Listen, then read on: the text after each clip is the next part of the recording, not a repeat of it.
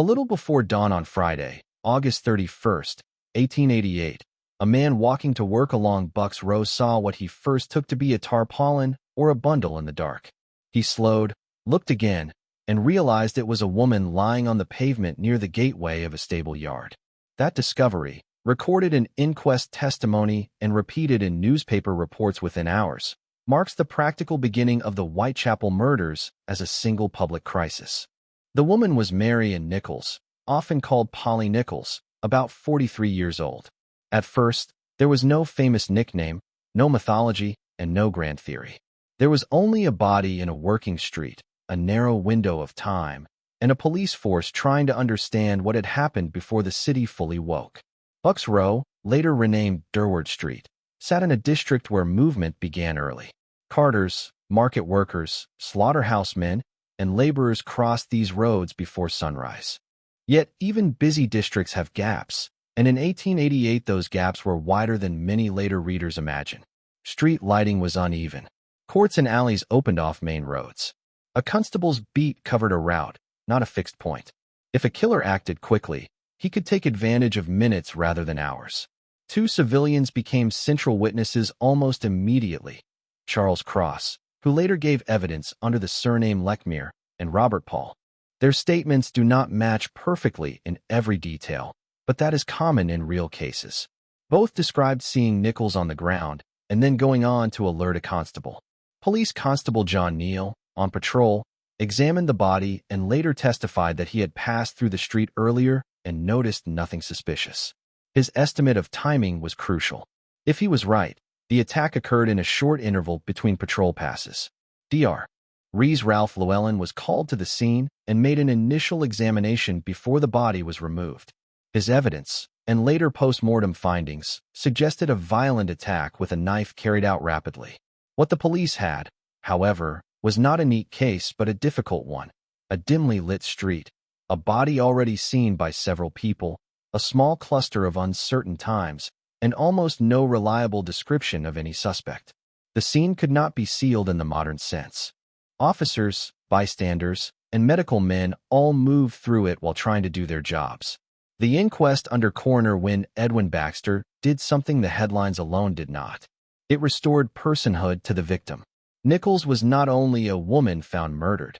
Testimony and press summaries outlined parts of her recent life: separation from her husband, periods in lodging houses, drinking, irregular shelter, and her attempts to secure money for a bed on the night she died.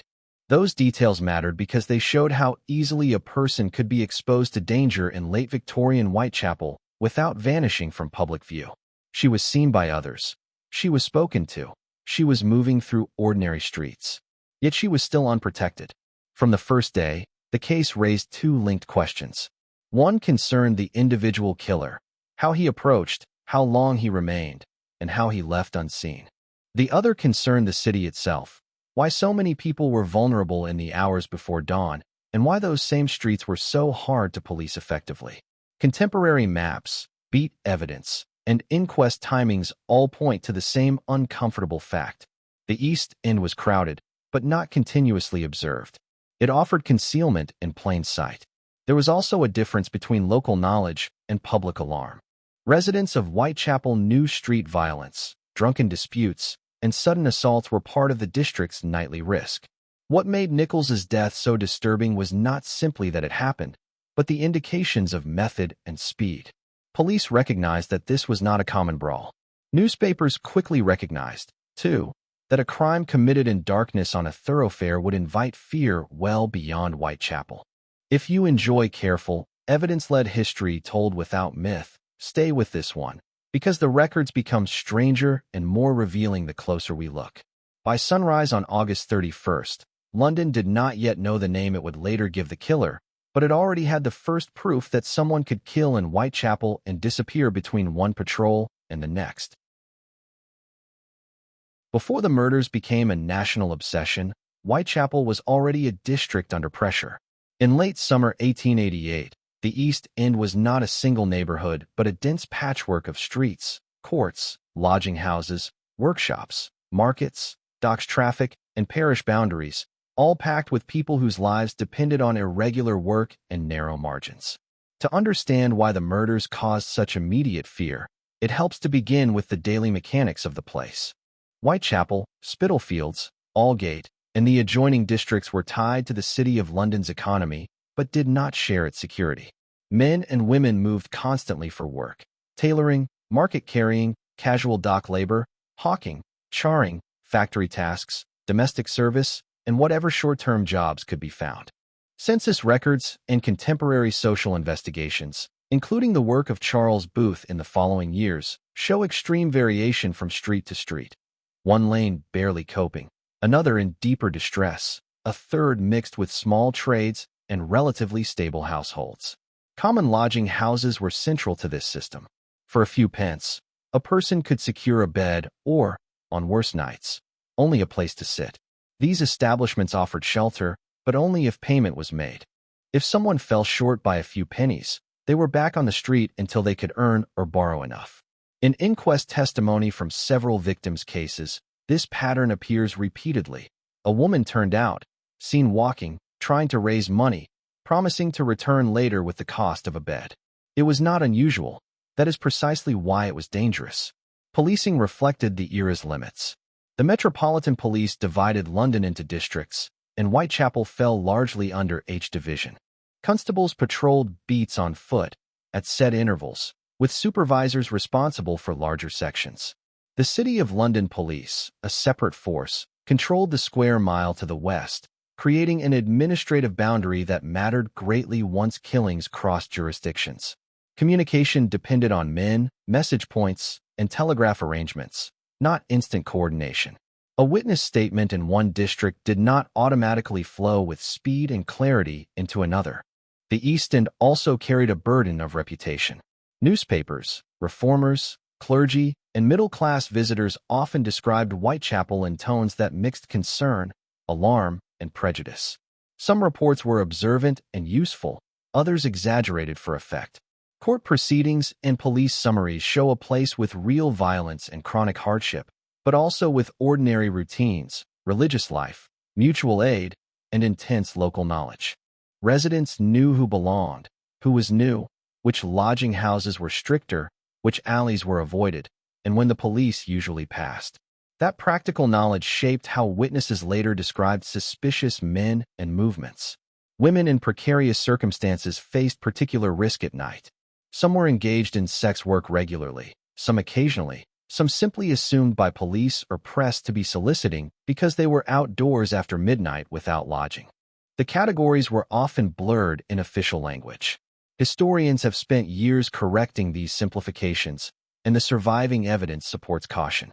What is clear is that women without stable shelter, money, or protection were exposed to strangers in streets where even a brief private exchange could unfold only yards from passing traffic. Urban geography made detection harder than maps on paper suggest. Main roads such as Whitechapel Road were lively and lit, but they fed into narrower streets, yards, and courts where visibility changed sharply. Spitalfields market routes brought early morning movement. Aldgate and the city boundary created another layer of traffic and policing complication. A man who knew the district could move quickly from shadowed side streets to a busier road and become unremarkable among workers, carters, and market hands. Contemporary police memoranda and later recollections by officers often stress manpower in patrols, but they also reveal something else. The police were trying to maintain order in a district shaped by poverty, migration, unstable housing, and constant nighttime movement. That meant the question was never simply, where were the police? It was also, what could a constable reasonably see and prevent on a long beat in darkness, with no modern forensic support and no certainty that one violent case was connected to another? By the time the Nichols murder was examined in public, Whitechapel was already a place where social strain and policing limits met every night in the same streets, and the next killing would force those limits into plain view. Weeks before the name Jack the Ripper appeared in print, Whitechapel had already seen serious assaults on women that unsettled both residents and police. The later legend compresses events into a single story, but in 1888 the pattern was unclear, and that uncertainty shaped almost every early decision. One important case was the attack on Emma Elizabeth Smith, In April 1888, Smith was found injured after an assault and later died. Her statements, as reported at the time, suggested she had been attacked by more than one man.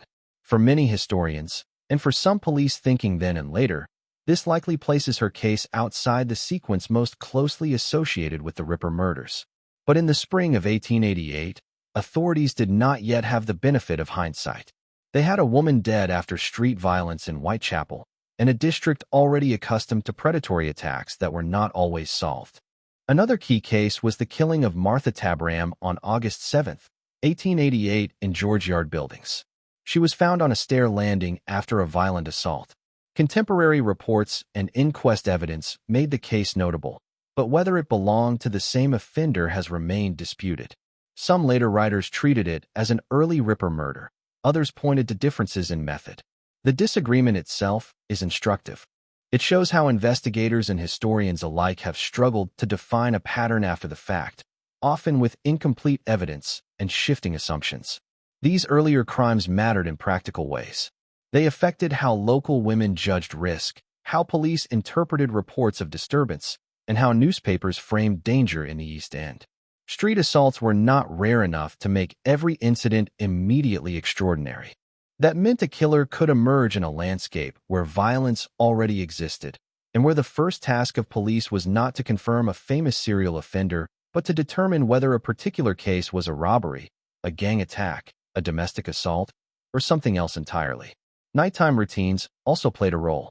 Witnesses in later inquests described women walking between lodging houses and public houses, seeking clients, acquaintances, or enough money for shelter. Men moved at similar hours for work, drinking, or transit. Constables on fixed beats observed fragments: a couple speaking, a man hurrying, a woman standing under a lamp, a cart passing. The police record in such districts was built from fragments, and fragments can mislead. A person seen with a victim might be the killer, a client, a passerby, or someone remembered inaccurately after reading the morning press. Authorities in 1888 also understood urban crime through categories that do not always fit modern expectations. Police reports and coroner's proceedings often focused on opportunity, visible wounds, and witness timing rather than psychological profiling or long-term behavioral analysis. Surgeons could describe injuries and offer time estimates, but those estimates were contested and sometimes later reconsidered. Constables could report beats and observations, but not preserve trace evidence in modern fashion. Detectives could compare cases, yet they still depended heavily on informants, interviews, and the reliability of frightened witnesses. Newspaper language intensified the problem. Some papers were careful and evidence-based. Others raced toward patterns and dramatic phrases. Reports of another Whitechapel outrage could circulate before facts were settled. At the same time, local rumor networks moved faster than official statements. Residents compared stories in pubs, lodging houses, and markets, and by the time police reached one witness, that witness might already have heard several conflicting versions of the event. Modern readers sometimes ask when police should have known they were dealing with a serial killer. That question is easier in retrospect than in real time. In the weeks before the autumn murders, there were multiple violent incidents, overlapping victim profiles, and no single signature accepted by all investigators. Contemporary evidence shows concern, but not certainty. The pattern became visible gradually, and by the time it did, the offender may already have understood the advantages the district gave him. What happened next was not the first violence in Whitechapel, but it was the point at which separate fears began to harden into a single, terrifying narrative. On August 31st and September 8th, 1888, two murders transformed a difficult local investigation into an emerging pattern. The deaths of Mary and Nichols in Bucks Row and Annie Chapman in Hanbury Street gave police, coroners, and the public a set of similarities too serious to ignore. Nichols's case established the first framework: a woman killed outdoors in the early morning, little reliable witness description, a narrow timeline, and a fast disappearance. Inquest evidence under Baxter and press coverage in papers such as the Daily Telegraph and the Times spread the details quickly. Police questioned local residents, traced Nichols's movements through lodging houses and public houses, and tried to identify who had seen her last. Yet, even when witnesses came forward, uncertainty remained over times, lighting, and whether they had truly noticed anything unusual before the alarm. Then, just over a week later, Annie Chapman was found in the backyard of 29 Hanbury Street, Spitalfields, on Saturday, September 8th. This second scene intensified everything. Chapman, like Nichols, had spent the night moving through lodging house routines and trying to obtain money for a bed. Her body was discovered in a private yard reached from a busy house passageway, a location that suggested both daring and local awareness. The killer had entered and left through a property connected to a crowded street, again without immediate detection. Chapman's murder produced some of the most debated witness evidence in the case. John Richardson, a market porter, described being in the yard earlier that morning. Albert Kadash reported hearing sounds from the neighboring yard area around a time he later estimated. Elizabeth Long testified that she had seen Chapman speaking with a man near Hanbury Street at about 5:30 a.m. Though identification was limited and later historians have argued over the exact timing. Dr. George Bagster Phillips, the divisional surgeon, examined the body and gave medical evidence, including an estimate of time of death that became a major point of dispute. That dispute is important because it shows the limits of expert certainty in 1888. Phillips's estimate, based on body temperature and other observations, may have suggested an earlier death than some witness statements allowed. Modern commentators often treat this as a test. Either the doctor was wrong or the witnesses were. But in practical investigation, both could be partly uncertain. Outdoor conditions, human memory, stress, and rough timing methods all complicate the record. The inquest preserved these tensions rather than resolving them neatly. For police, the consequences were immediate.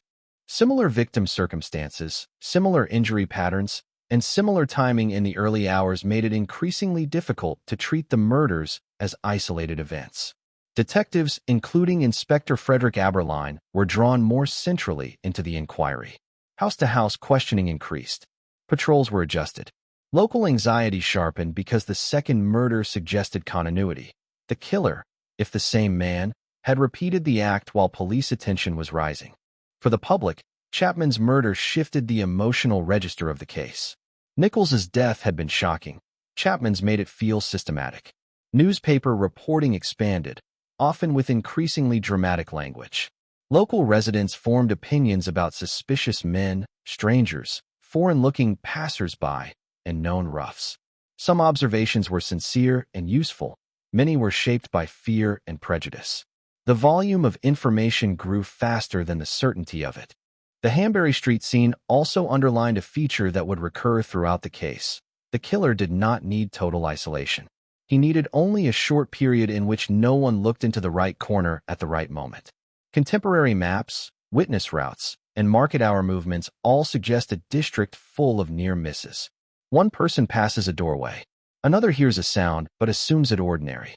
A constable turns into a different street. By the time anyone notices, the killer is gone.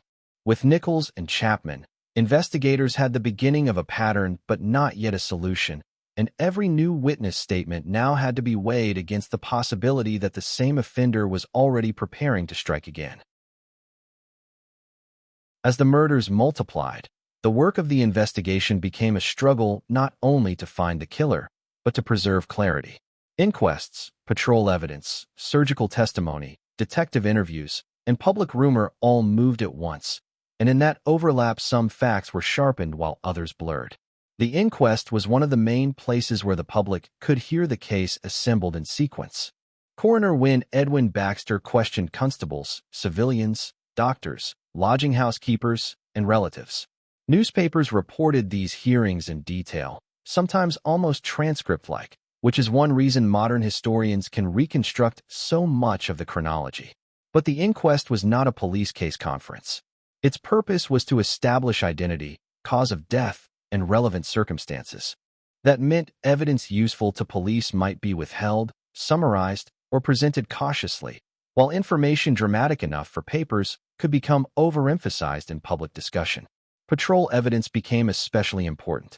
Constables described their beats, when they passed specific corners, and whether they saw people or heard disturbances.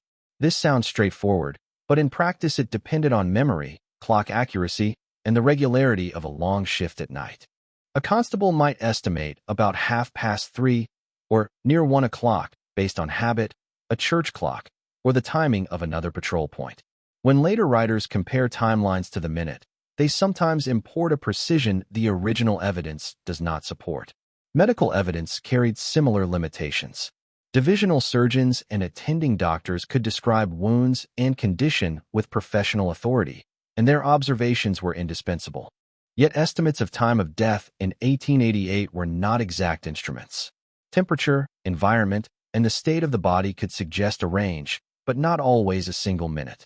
In the Chapman case, disagreement between witness timing and medical opinion illustrates a broader truth. The investigation was often built on overlapping probabilities rather than fixed certainties. Detectives faced practical difficulties that later retellings can underestimate. Scenes were not secured as modern crime scenes. Curious residents gathered quickly. Reporters arrived. Officers had to identify the victim, notify supervisors, move the body, seek medical examination, and begin tracing movements, all while the district was filling with workers and gossip. A useful witness could be missed simply because no one realized in the first hour that he or she had seen the victim shortly before death. By the time a statement was taken, the witness had already heard rumors that shaped memory. Local residents were not passive spectators. Many were angry, frightened, and eager to help. Some patrolled informally. Others reported suspicious men. Lodging house deputies and keepers answered repeated police questions. Yet cooperation was uneven. Fear of police, fear of being drawn into court, language barriers in some streets, and the ordinary need to work could all reduce what authorities learned. The East End after midnight was not a controlled environment. It was a living district with its own priorities. Contemporary police memoranda and later recollections by officers such as Aberline, Anderson, and others show a recurring frustration. They had many descriptions but few firm identifications. A dark coat, a felt hat, a man of respectable appearance, a man with a small parcel, a man with a mustache. These details flooded the inquiry without converging on one person. Newspaper illustrations made the problem worse by turning vague witness impressions into confident-looking figures. This period also saw growing pressure on the Metropolitan Police from outside Whitechapel. Questions were raised in the press and in public meetings about patrol strength, detective competence, and the safety of women in the district. Some criticism was fair, some was opportunistic, but the effect was real. The investigation was no longer simply local police work. It had become a test of institutional authority under national scrutiny. As the machinery of inquests and patrols continued, the police gained detail but not control, and the next outbreak of violence would force them to confront the case at a scale they had not yet faced. In the early hours of Sunday, September 30th, 1888, the case changed again, and it changed fast. Within roughly an hour, 2 women were found dead in 2 different locations, one in Berner Street, one in Mitre Square, creating what became known as the double event. The first discovery came in Dutfield's yard off Berner Street, Whitechapel, where Elizabeth Stride was found shortly after 1 a.m. by Louis Deemschutz, a steward connected with the International Working Men's Educational Club. He drove into the yard with his pony and cart and realized something lay in the darkness near the gate. Club members rushed out. Police were summoned. Witnesses were gathered almost immediately, and confusion began just as quickly. Stride's case has remained distinctive because the injuries differed in ways that led many to suspect interruption. Some contemporaries and many later writers argued that the killer was disturbed before he could continue. Others urged caution, noting that assumptions about intended actions are just that, assumptions. Still, the timing and circumstances made the possibility of interruption hard to ignore. Berner Street was active that night, with club activity, passers-by, and multiple witnesses later describing seeing Stride with men at different times. Statements from William Marshall, Israel Schwartz, and others became central, though their reliability and interpretation have been debated ever since. Police in Whitechapel were still absorbing the Berner Street scene when a second alarm arrived from the City of London. At about 1:44 a.m., Police Constable Edward Watkins, patrolling Mitre Square for the city police, discovered the body of Catherine Eddowes. Eddowes had been released earlier from Bishopsgate Police Station after detention for drunkenness, once officers judged her sober enough to leave. Her movements after release were only partly traceable. By the time Watkins entered the square on his beat, the attack had been carried out and the killer had gone. Mitre Square raised pressure to another level because it lay within the separate jurisdiction of the city police. Now two forces, the Metropolitan Police and City Police, had overlapping urgency, different command structures, and a likely common offender. City Surgeon Dr. Frederick Gordon Brown examined Eddowes, while city officers and detectives rapidly secured what they could. The square's layout, the beat intervals, and the short time window again suggested speed, confidence, and intimate use of darkness and route choices. Then came the Golston Street apron fragment. A piece of Catherine Eddowes' apron was found in a doorway in Golston Street, along with a chalked message on the wall. Exactly how the writing should be read and interpreted remains disputed, and the wording survives in slightly different versions from police recollections. Metropolitan Police Commissioner Sir Charles Warren ordered the message erased before daylight, reportedly to avoid anti-Jewish unrest. Critics later argued that a potential clue was destroyed. Defenders argued that public order in that moment mattered urgently. The decision has been debated for more than a century because it sits at the center of the case's recurring dilemma: preserve evidence or prevent immediate violence. The double event intensified public fear because it suggested not only repetition, but escalation under pressure. After Nichols and Chapman, people believed a killer was at large. After Stride and Eddowes on the same night, many concluded he was acting faster than the authorities could respond. Newspaper editions seized on the drama. Police manpower increased again. Vigilance efforts grew. The case became the dominant crime story in London. Evidence from this night remains rich and difficult. Club testimonies, city police reports, surgeons' observations, beat timings, and later police recollections all provide material, but not a complete picture. Stride may have been killed by the same man as Eddowes, or by another offender entirely. Most historians lean toward inclusion, yet the case is still argued. What is beyond dispute is the effect on the investigation. Two scenes in one night exposed how thin the margin was between patrols, and how quickly a suspect could move from one district to another. By dawn on September 30th, the police were no longer trying merely to solve a sequence of murders. They were trying to regain authority in a city now convinced that the killer could strike almost at will. The name appeared before the man did. In late September and early October 1888, as newspapers competed for details and public fear expanded, Jack the Ripper emerged not from a police identification but from letters, press circulation, and a media environment that rewarded vivid labels. One of the most famous documents was the "Dear Boss" letter received by the Central News Agency and later publicized. Another, the "Saucy Jackie" postcard, seemed to refer to the two murders of September 30th. Whether either was genuinely written by the killer remains unproven, and many police officials then and later suspected press-related hoaxing. But authenticity, in one sense, ceased to matter the moment the name spread. A phrase had been coined that condensed fear, mystery, and violence into a marketable identity. The effect on the investigation was immediate and not entirely helpful. Newspapers now had a villain figure, and every new rumor could be attached to him. Reports of suspicious men, knife-carrying strangers, medical students, sailors, butchers, and foreigners multiplied. Some papers tried to separate established facts from gossip, others blurred the line. Police had to process a surge of information while also confronting the reality that false leads could now travel citywide in hours. Public meetings and local organizing increased as well. The Whitechapel Vigilance Committee, associated with figures such as George Lusk, reflected genuine fear and frustration among residents and tradesmen. Their patrols and appeals for reward money showed both civic energy and distrust of official capacity. Government reluctance to offer a reward in the usual way became a point of criticism, with some arguing it cost the police opportunities. Others warned that rewards could generate fabricated evidence and false witnesses. The argument revealed a larger tension. People wanted visible action, but visible action was not the same as useful action. Rumor networks in lodging houses, markets, and clubs became as important as formal press reports in shaping public perception.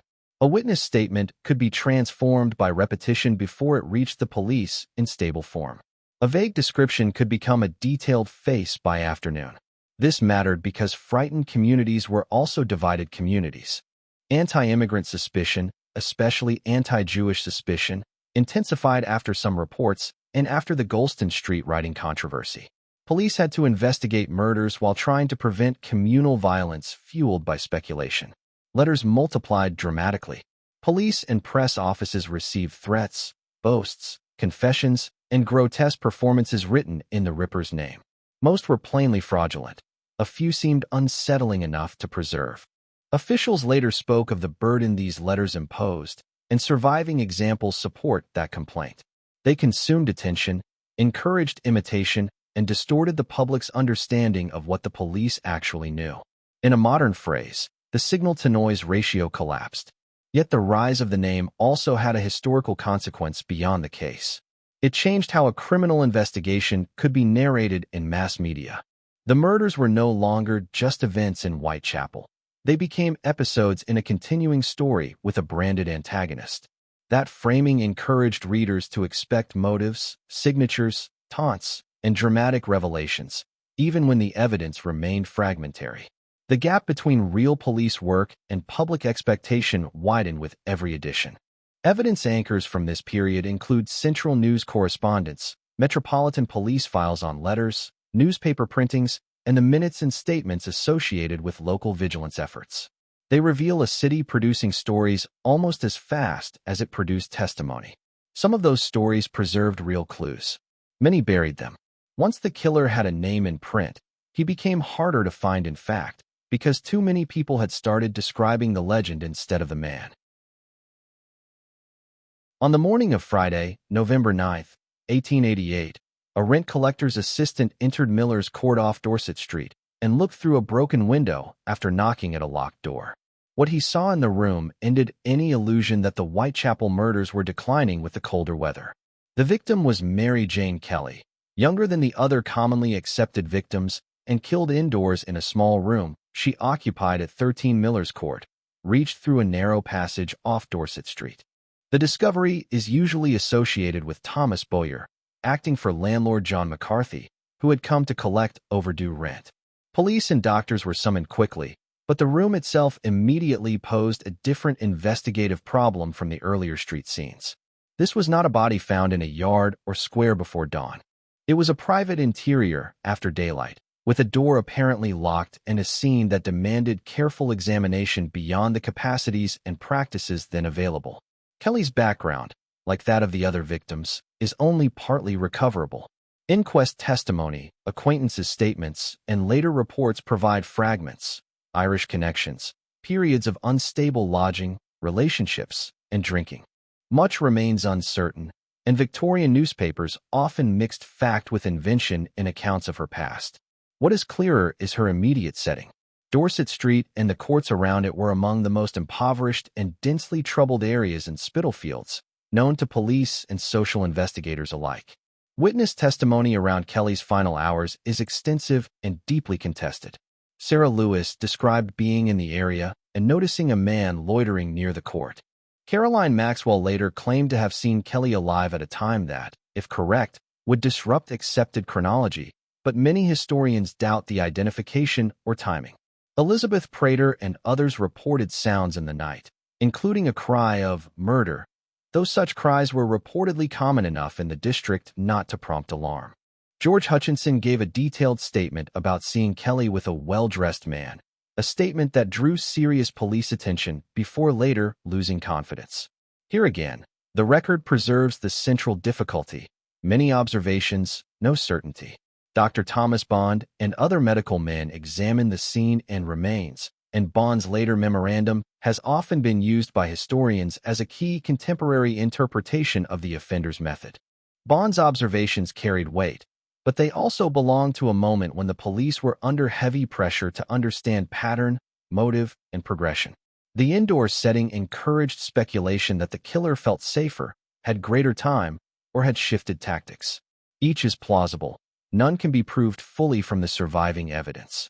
Investigatively, Miller's court mattered for several reasons. First, it raised the possibility that the killer had either gained Kelly's trust or at least entered with her without immediate resistance. Second, it created a more complex search environment: room, bed, fireplace, clothing, door, window, than an open street scene. Third, it intensified fear because it suggested that even a closed room in the heart of a crowded district offered no security. The murder also occurred after weeks of heightened patrols and public vigilance, renewing criticism that police measures had failed. Press coverage became even more expansive and often more sensational, sometimes in ways that modern historians treat with caution. Still, the essentials are supported by inquest evidence, police reports, and medical testimony. A victim in Miller's court, discovered in the morning, an indoor scene unlike the earlier major murders, and an inquiry flooded again with descriptions of suspicious men. For many contemporaries, Kelly's death felt like a climax. Whether or not the killer himself experienced it that way, the case after November 9th entered a new phase. Police still hunted actively, but public narratives began to divide, some expecting immediate capture after such a shocking crime, others fearing the killer had already vanished into London's crowds. When the door to Miller's court was forced open in the public imagination, the investigation lost whatever remained of its earlier boundaries, and suspicion spread in every direction at once. As the murders continued, and then appeared to stop, suspicion settled less on one man than on entire categories of men. The Whitechapel investigation became a study in prejudice as much as detection, with police inquiries, newspaper accusations, and street rumor often moving together and then apart. One of the earliest examples was the panic around Leather Apron, a nickname circulating in press reports and local gossip before the killer's most famous name took hold. The figure was described as a threatening man extorting or harassing women in the district. Police eventually identified and questioned John Pizer, a boot finisher with the nickname, and publicly indicated that he was not the murderer in the major Whitechapel cases. The episode is important because it shows how quickly an East End rumor could harden into a suspect profile, and how difficult it was for police to undo public suspicion once printed. Ethnic and immigrant prejudice ran through the case from the start. Whitechapel and Spitalfields included large Jewish communities, alongside Irish migrants and many others, and press language often treated foreign appearance as suspicious in itself. After the Golston Street rioting and during the heightened alarm of autumn 1888, anti-Jewish tensions could rise sharply. Police records, newspaper reports, and later commentary all show officers trying to investigate genuine leads while also managing the risk that rumor would become mob hostility. In practice, this meant some lines of inquiry were pursued quietly, and some public statements were tempered to avoid unrest. At the same time, police did investigate numerous individuals seriously. Men were detained, questioned, and released. Some came under suspicion because of local behavior, mental instability, prior violence, or proximity to victims. Others became suspects only in later retellings, when memoirs and memoranda were read backward through the legend. This distinction matters. Contemporary evidence from 1888 is not the same as recollections written years later by retired officials under pressure to explain why the case was never solved. Later names such as Montague Druitt, Aaron Kosminski, and Michael Ostrog entered the story mainly through official memoranda and memoirs produced after the murders, especially in the 1890s and early 20th century. Sir Melville Macnaghten's 1894 memorandum, Robert Anderson's later writings, and the Swanson Marginalia are often treated as major suspect documents, but they do not agree cleanly and were not all contemporary to the crimes themselves. Modern historians rely on them cautiously, comparing claims against surviving records, asylum documentation, timelines, and what can actually be established about each man's movements. This is where the investigation repeatedly runs into the same wall: insufficient proof. A suspect may fit part of a profile, live nearby, have disturbing behavior, or attract official interest, and still there may be no direct evidence connecting him to a specific scene. No fingerprints were taken from crime scenes in the modern forensic sense. No DNA existed as a tool. Witness identifications were uncertain, often made in poor light under stress, and sometimes influenced by rumor. Even if police privately formed strong suspicions, converting suspicion into a provable case was another matter entirely. The public, however, often preferred certainty. Newspapers sold certainty.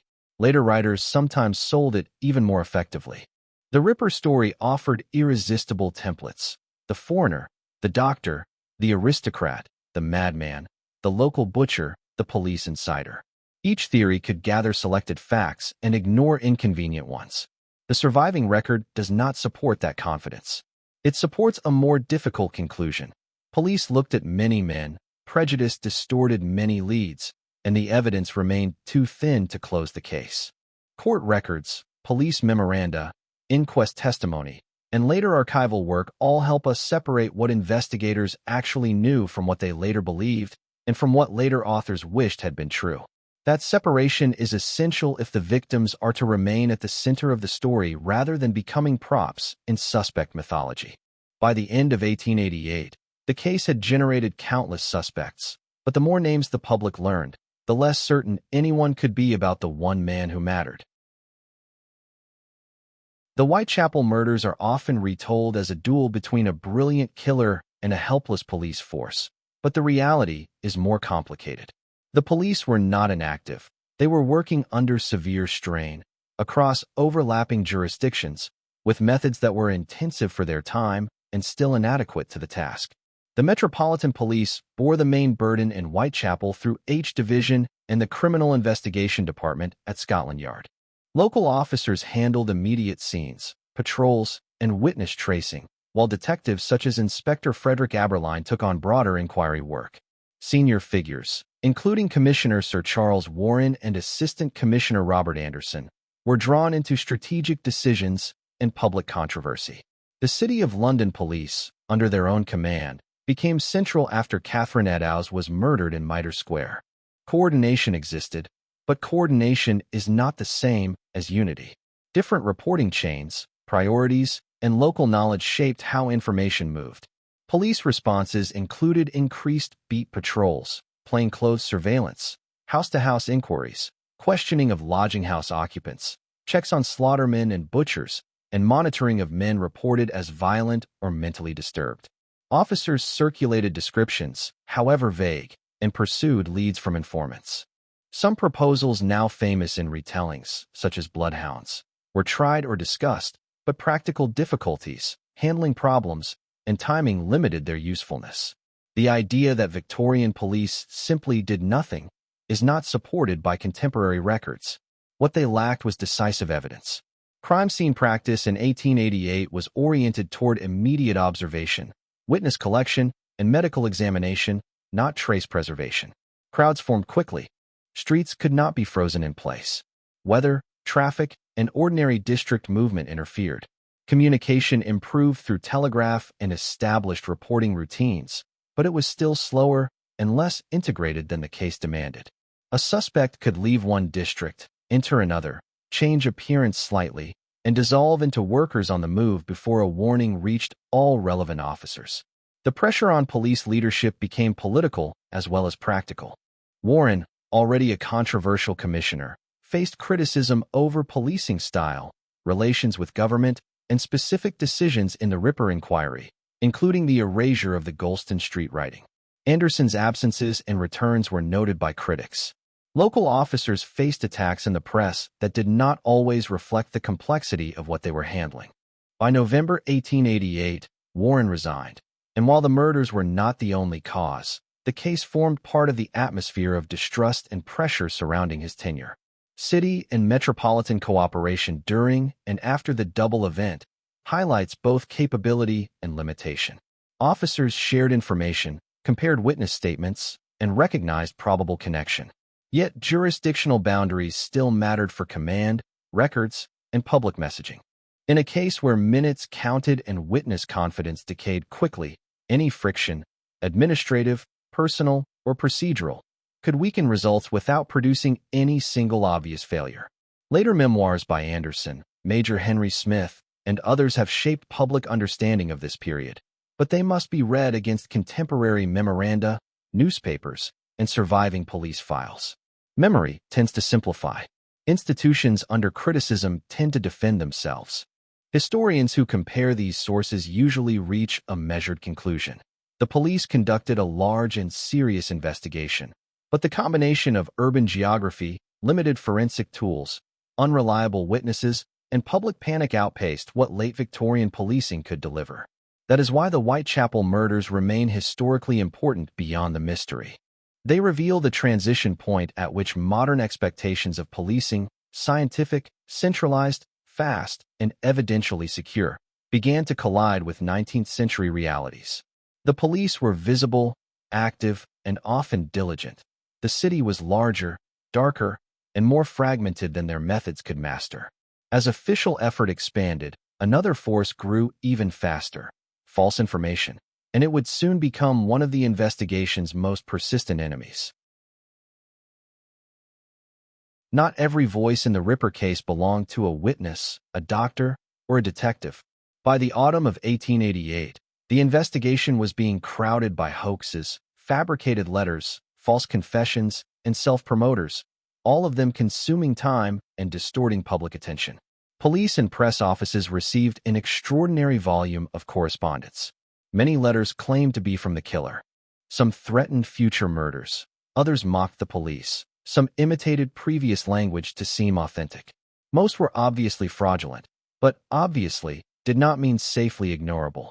Officials still had to read, sort, and assess them, because a genuine communication, if one existed, could not be ruled out in advance. Surviving police files and press archives show the scale of the burden. The case had become a magnet for people seeking excitement, notoriety, influence, or simple mischief. The Dear Boss letter and Saucy Jackie postcard remain the most famous examples, largely because they introduced or reinforced the killer's public name. But they were part of a much wider flood. Later came the From Hell letter sent to George Lusk, accompanied by half a kidney. Whether that package had any genuine connection to Catherine Eddowes's murder has been debated ever since. Medical opinion at the time was cautious and not conclusive. Modern writers still disagree. What matters historically is the effect. Letters and parcels deepened public horror while leaving investigators with more spectacle than certainty. False confessions also complicated the case. Men were reported to have admitted the murders while drunk, ill, attention-seeking, or mentally disturbed. Others were denounced by acquaintances for suspicious remarks. Police had to interview and sometimes detain these individuals, compare timelines, and check alibis. In an age before centralized digital records or rapid identity checks, even eliminating a false confessor could take valuable time. Press manipulation was another recurring problem. Some newspapers printed rumors as near facts, then corrected them later if at all. Others relied on unnamed police sources, whose information may have been secondhand, exaggerated, or invented. Reporters also moved through Whitechapel seeking dramatic testimony, and residents under pressure could shape their stories to what they believed papers wanted. This does not mean the press was useless, far from it. Many newspapers preserved inquest testimony and local detail invaluable to historians. It means the press was both archive and amplifier, preserving facts while multiplying noise. The public appetite for narrative encouraged patterns the evidence could not support. A letter mentions a future act. A later murder occurs. Readers infer connection. A witness reports a man with a black bag. Another paper repeats it as a doctor's bag. A suspect theory grows. A chalked message is erased. Silence fills with speculation. In this environment, the police were not only investigating crimes, but continuously reacting to stories about their investigation. Hoaxes also affected memory. Later writers, drawing on famous letters and dramatic newspaper accounts, often gave them more central weight than contemporary detectives likely did. Archival comparison suggests many officers treated most such material as nuisance unless tied to something independently verifiable. That distinction is essential. The mythology of the case is built heavily from performative artifacts. The solvable parts, if they ever existed, were more likely hidden in ordinary witness statements, beat records, and missed opportunities. Evidence anchors for this period include Metropolitan Police letter files, Central News archives, press printings of the major letters, and official comments preserved in later memoirs. Taken together, they show a case drowning in words. The killer may have left clues or may have left none at all. Either way, thousands of false voices made the search harder. As the noise increased, investigators and later historians faced a harder question than who wrote which letter. They had to decide which deaths even belonged to the same hand. The phrase canonical five is now so familiar that it can seem contemporary to 1888, but it is not. The idea developed later, as police recollections, press traditions, and historical writing gradually narrowed a larger field of Whitechapel violence into a standard list of 5 victims: Nichols, Chapman, Stride, Eddowes, and Kelly. In real time, the boundaries were less clear. Police in 1888 and the years immediately after considered multiple cases in relation to one another, sometimes expanding, sometimes contracting the likely sequence. Earlier attacks, such as Emma Smith and Martha Tabram, remained in discussion for different reasons. Later deaths, including Rose Milett, December 1888, Alice McKenzie, July 1889, and Frances Coles, February 1891, also drew comparison. Some officers suspected connections at first and then retreated. Others argued the opposite. The surviving record does not show one stable official list accepted by all investigators from the start. Why, then, did the narrower grouping become dominant? Partly because the 5 commonly grouped cases shared certain headline features: female victims in East End districts, night or early morning timing, severe knife attacks, and a concentration in the autumn of 1888, ending with Kelly in Miller's Court. Those similarities created a coherent narrative arc. They also aligned with the period when press coverage was most intense and the Jack the Ripper name most active. Narrative convenience and evidential similarity reinforced one another. But the debate matters because it changes how we interpret the killer's behavior. If Tabram is included, the sequence begins earlier and may suggest development in method. If Stride is excluded, the double event becomes one certain Ripper killing plus one possibly unrelated murder. If McKenzie or Coles is included, the idea of an abrupt stop after Kelly weakens. Each choice alters timelines, patrol assumptions, and suspect theories. Historians therefore treat the victim list not as a solved question, but as a classification problem shaped by incomplete evidence. Police opinions themselves shifted over time. Memoranda by Macnaghten and comments by later officials reflect retrospective judgment as much as contemporary certainty. Anderson, Swanson, and others wrote after years had passed and after public narratives had hardened. Their views are important historical sources, but they are not neutral transcripts from 1888. Modern scholarship often returns to inquest testimony, medical reports, and local policing records to test those later claims against what was known when events occurred. The term Whitechapel murders is therefore often more accurate than Ripper murders when discussing the broader investigative context. It allows room for uncertainty and acknowledges that police were handling multiple violent cases in a district under severe strain. The narrower term can still be useful, but only if we remember it is partly a product of later organization and myth-making. This question also has a human dimension. Expanding or narrowing the list is not merely a puzzle exercise. Each victim was a real person whose life and death passed through police, medical, and press systems that were uneven in sympathy and precision. Treating disputed cases carefully helps resist the tendency to turn every East End murder into material for a single legend. Some deaths may belong to the same offender. Others may reflect the broader violence of the district. The evidence cannot always decide. Contemporary inquests, Home Office papers, police files, and later historian comparisons all point to the same conclusion. The canonical 5 is a useful shorthand, not a verdict delivered in 1888. It organizes the story, but it does not end the argument. And once the victim list is treated as a question rather than a certainty, the final mystery becomes harder and more practical. What specific conditions allowed any such killer to avoid capture at all? The simplest answer to why the killer escaped is because the police failed. It is also incomplete. A fuller answer lies in the interaction of geography, timing, witness uncertainty, jurisdiction, and technology, factors that, taken together, created repeated opportunities for a determined offender to vanish. Start with geography. Whitechapel, Spitalfields, Aldgate, and the nearby city streets formed a dense network of roads, passages, yards, courts, and markets. A person familiar with this terrain could move quickly between darker side streets and busier routes. Contemporary maps and patrol evidence show how short these transitions could be. In several cases, the likely window between an attack and discovery was measured in minutes. That meant a killer did not need a hideout immediately beside a scene. He needed only a route and composure. Timing was equally important.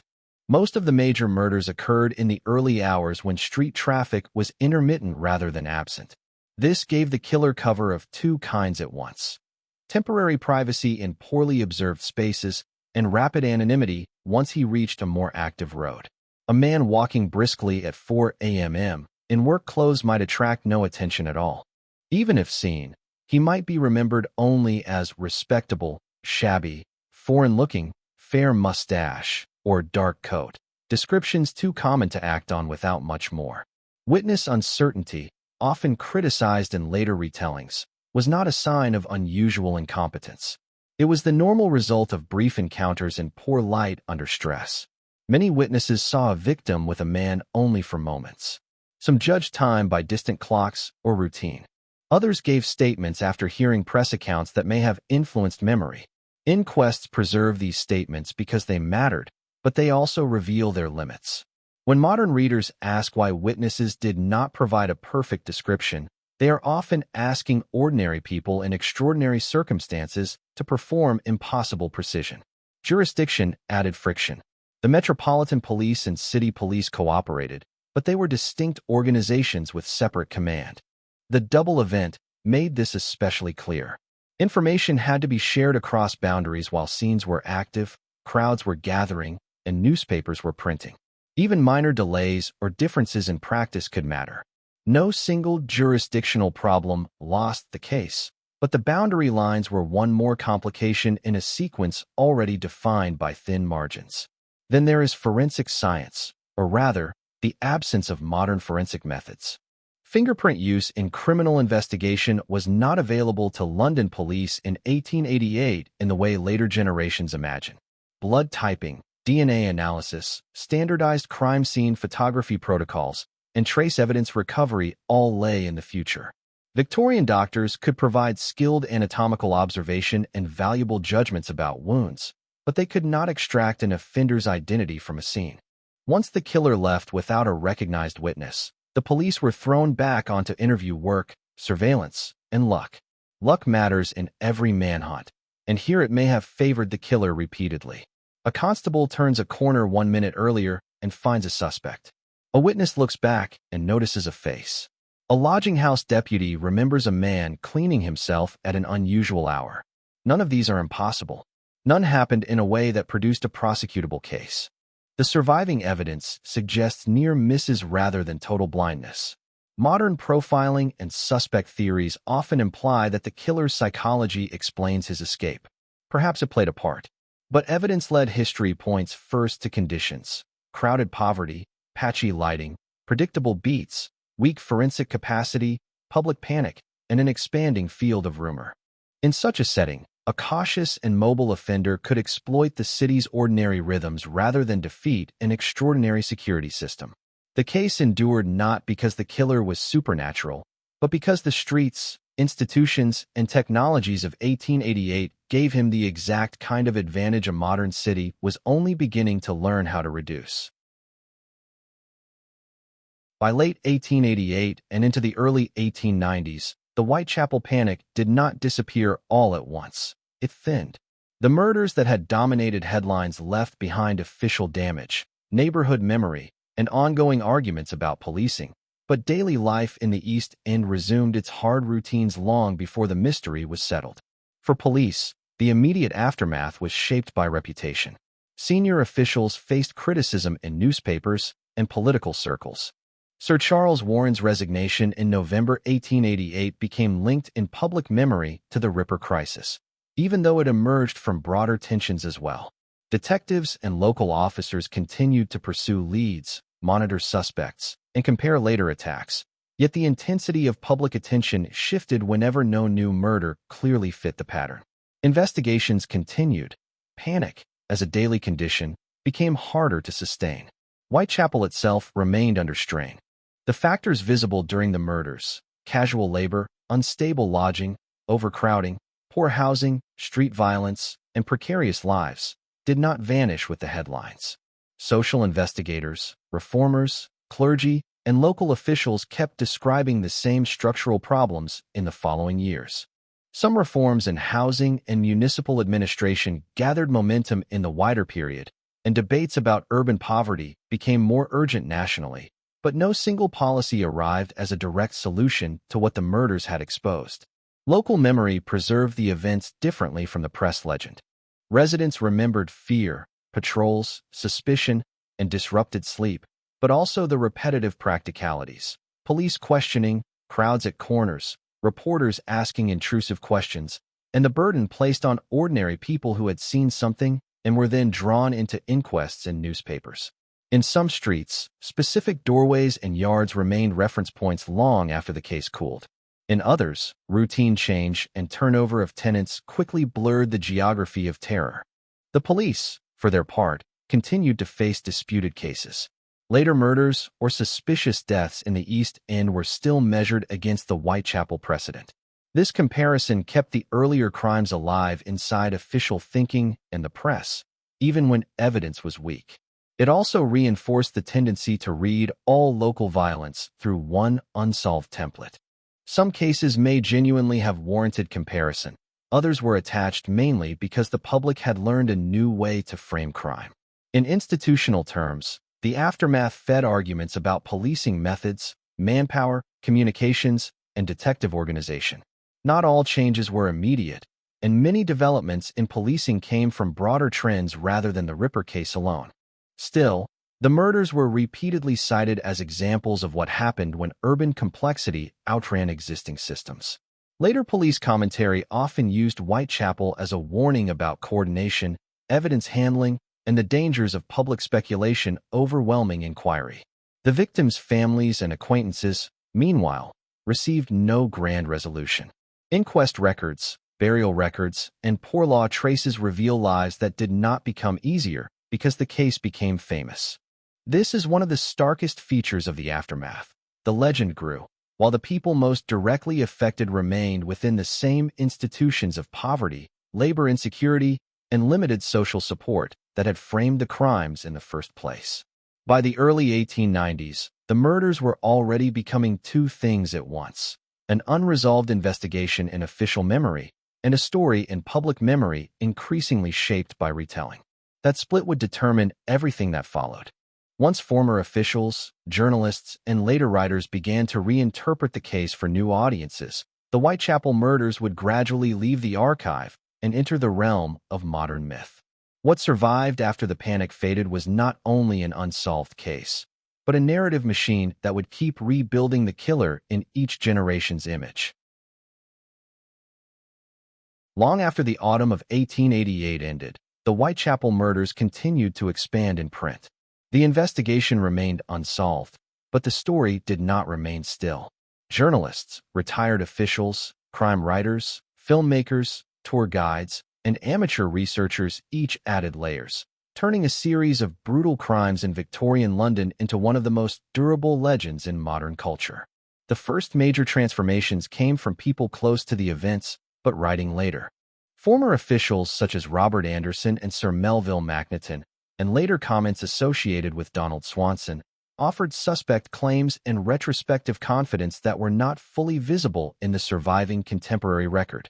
Their accounts were influential because they seemed to promise insider resolution. Yet they also introduced contradictions over names, evidence, identifications, and timelines that historians still debate. These writings are indispensable sources, but they are also part of the myth-making process because they reinterpret the case after the fact. Journalism played the second great role. Victorian newspapers had already created the frame through intensive reporting, dramatic headlines, and the circulation of the Jack the Ripper name. 20th century journalism and popular publishing then revived the case repeatedly, often around newly claimed suspects or rediscovered documents. Each revival rewarded novelty. A fresh suspect, a hidden confession, a secret royal link, a medical cover-up. These stories sold because the original case lacked closure. The absence of a verdict became a permanent commercial opportunity. Popular culture widened the transformation even further. Stage productions, novels, films, television dramas, and later documentaries turned Whitechapel into visual shorthand for fog, gaslight, danger, and anonymity. Some works are thoughtful and historically grounded. Many collapse evidence into atmosphere. Victims are reduced to symbols, police become stock incompetence, and the killer becomes either a mastermind or a supernatural force.